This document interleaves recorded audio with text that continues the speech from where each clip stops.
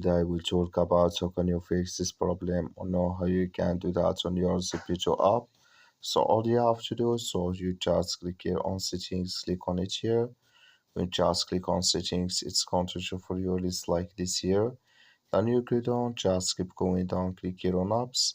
Come to apps this here, and then you're looking for Zepeto app, or just click here on search. So then here at Zepeto app, it's going to show for you like this, click on it.